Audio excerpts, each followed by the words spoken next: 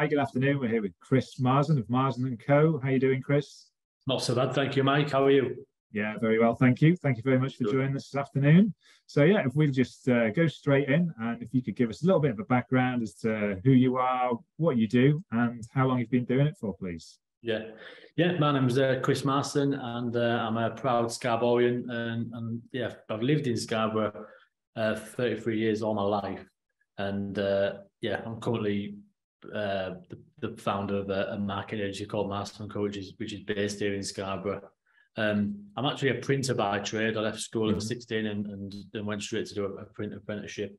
Spent 8 years on the shop floor running presses and learning my trade and whatnot there. And then I went, following that, I went to go and work for a print management agency down south, where I stayed down there midweek, and learned a lot about the business end of things and the industry. I really enjoyed it. I was getting to the point where in my career where I had to make a decision to advance my career further down there. I really had to move down south. As I was contemplating that, we actually had a son, and I didn't want to raise my boy down south. So we decided to stay in Scarborough, and that was the catalyst for setting up the business, really. So fantastic. He's 6 in December, so yeah, the business has just turned 5. Good stuff. I like the inspiration, the catalyst for starting your business there. So over the last 5 years, then the pandemic, a couple of years, 2 or 3 years impact there. What was the biggest impact for you? It was more the timing, really. So for the first 3 years, I was pretty much the sole trader and one-man band. And then in March 2020, I just moved into a new office, and we're looking. It was all geared up for me to take on a couple of staff to start growing and whatnot. And obviously, when the pandemic hit, we just lost all the booked in work, and like it was like the marketing and print and designs was the first thing people. God, it felt to me like it was the first thing people cancelled. And so I literally moved into office like on one day, and then the following day I was back out at home because Boris put the country into lockdown. And it felt most people would have given up. A couple of months in, there was just no work. The situation at home as well, because of my son, it was only his nursery was shut, and my partner's a social worker, and she was working pretty hard through the pandemic. So I was at home with this business which I built for three years, struggling to get work and having my son during the day while my partner was working. So I just what happened though, I had to make a decision. It was do or die, and I think that the business couldn't be any more low at that point. I thought, you know what, there's nothing to lose. There's nothing to lose. And crack on. And what I did, we was a partner of printing.com at the time, and credit to them, they come out with loads of products. They were doing face masks and sneeze guards and all the floor stickers and a lot of social distancing stuff. So I sort of got behind that and ramped up and pushed locally, and it helped. And I was getting geared up for helping businesses to reopen.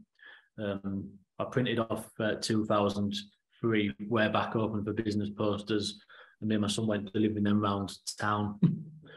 And I think that helped as well, because when business were returning back to the premises, there was this like free poster from Marson and Co. And we've just been absolutely chock-a-block ever since. So since then, we've gone from me as a sole trader to went out at 14 staff since the pandemic. So it's a great story out of adversity and then finding success. So we're going to ask about a couple of things that you might have done since the pandemic that you've stuck with. Does anything stand out? I mean, in relation to obviously that circumstance, or is it a case of just building the business from I think there's a business. Like there's lots of stuff. I think keeping like we're back studio based now, but we're flexible enough for people to work from home sort of as and when needed. I'm doing a little bit more working at home for like a few hours here and there, where I need like extreme focus levels. So I think like, yeah, being open to that and mindful of that's one thing where probably prior to the pandemic would have been like 100% sort of office and studio based.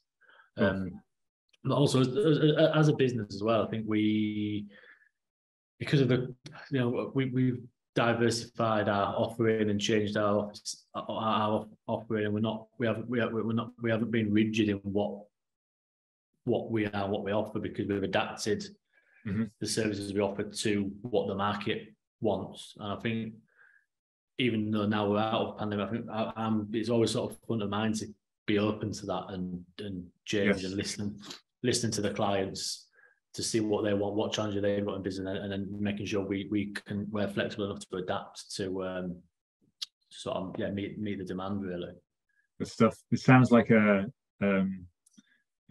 being agile helps you for the future, and that's one of the things sort of taken from, you never know what's around the next corner from the pandemic lesson.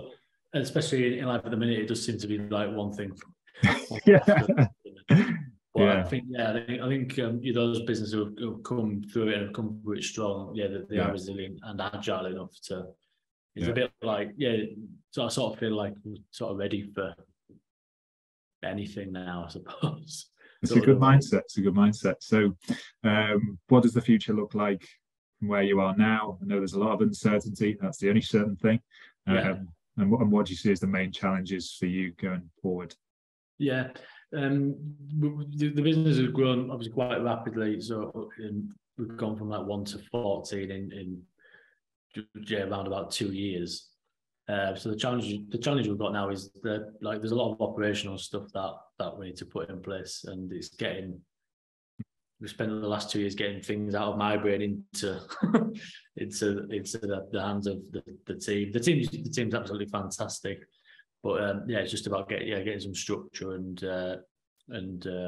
getting the ops right. And I find that exciting actually as well, because we're doing a good job and we've got a good reputation of doing good things. And I know that there's so much up our sleeves operationally that without actually expanding further, there's a lot more we can do. So that's a challenge, and it's exciting at the same time.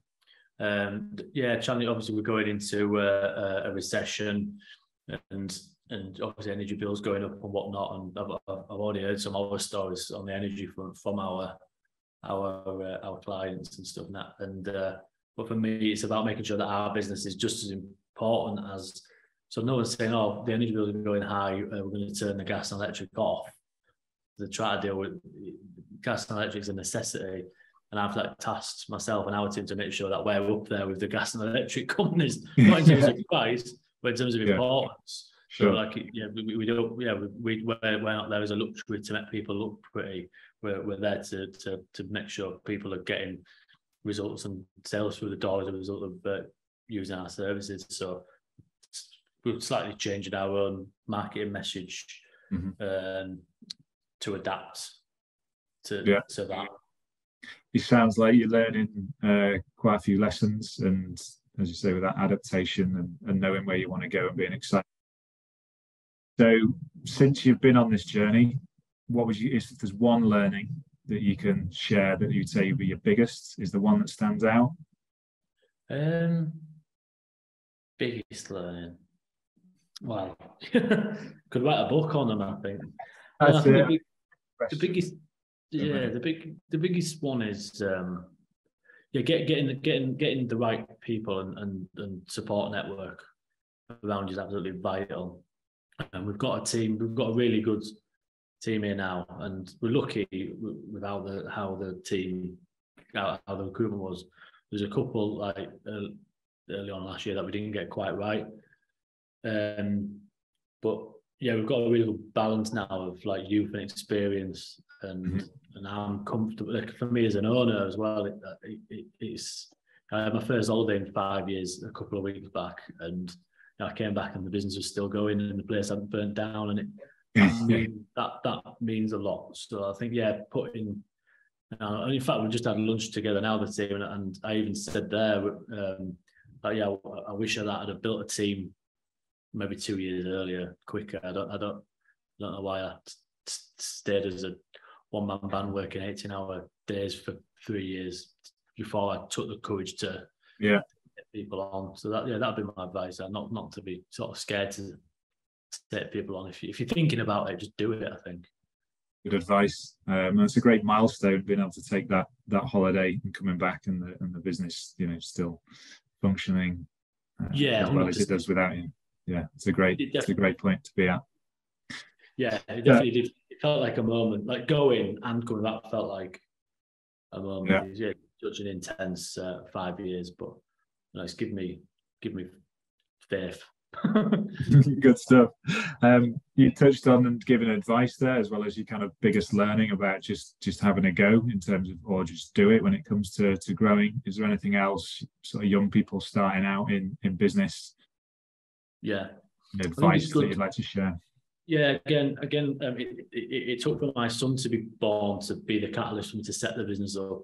That came with his own challenges, and I think for young people who don't necessarily have the ties, I think go and do it, and don't be scared of while you've got no sort of pressures, or young people, youngsters yourself, children to answer to, keep fed and watered. Just go and do it, and don't be scared of failure. If your first few businesses fail, like something will click and you learn, and just learn to enjoy the ride. Really. And whenever something bad happens, just see there's always learnings and positives to be put in place after it. Good stuff. Yeah. Like it. Thank you for that share. So what inspires you to do what you do? Could be the team that you work with, you mentioned there, obviously your son, or any podcasts or books that you read, any inspiration, where you get that from? Yeah, a mix of stuff, really. I think the team I've got is absolutely fantastic. My partner Beth and my son Alex, sort of everything I do, it's for them and having a better life, and not just in terms of like how much money I'm bringing in, which and like a lot of aspirations for that. It's more about showing. I want to show my son about a different way to do your career. I'm showing him alternate route. I feel like when I was young, it was pretty much go and get a trade, son. Yeah. Finish your apprenticeship and get yourself mortgaged up, and like there you go. But there's a lot of people who are more entrepreneurial than they think, but I think the current system doesn't allow them to realise and unlock that. But it's books. Books and audio. Do a lot of the listening of Diary of a CEO by Stephen Bartlett. I really enjoyed that, particularly as I was saying, there was a lot of late nights where lonely late nights working and grafting on the business till 3 or 4 in the morning, and having those podcasts on and listening to other business owners always helped. I just think generally as well, I've worked for one really, really poor firm in terms of how they treated the staff and suppliers and customers to a degree, and I've worked with one really, really amazing firm as well. So I think I've had like good lessons from both sides, and I'm just applying my own thoughts and feelings on that as well. Inspiration from that. Yeah, to try to sort of lead the way in our area, really, about a different way to do business, and it's not always corporate and cutthroat. It's a lot more collaborative, and we've got ambitions as well to become a B Corp. We're in the early stages of looking into that as well. I think we've had too long of looking at businesses who just look at bottom line and not the impacts or the devastation it causes to get to that bottom line. I want to look broader, be a lot more wholesome, to tick a lot more boxes than just financial. You sound like you're building a business based on your values and how you sort of can perceive the world to be a better place. So I like that. Sounds good. Yeah. So just lastly then, in terms of any latest news or around your business, offers, promotions, certain companies do them, certain companies don't, but if there's anything that you'd like to share with the community, even just sort of directing them to where they can go to learn more about you, feel free. We're just in the process of getting a new website done, but you can head over to marsonandco.com and you can have a look at that, and follow us on Instagram and search for Marson & Co to see all our latest work. And if you email hello@marsonandco.com, then you can arrange, put in the title free consultation, and then we'll arrange.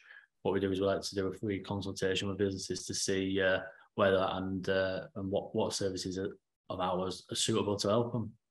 Fantastic. Thanks, Chris. We'll make sure we get that featured for you. It's been great speaking to you, and thank you for sharing everything. All the best with it. You too. Thanks very much, Mike. Cheers.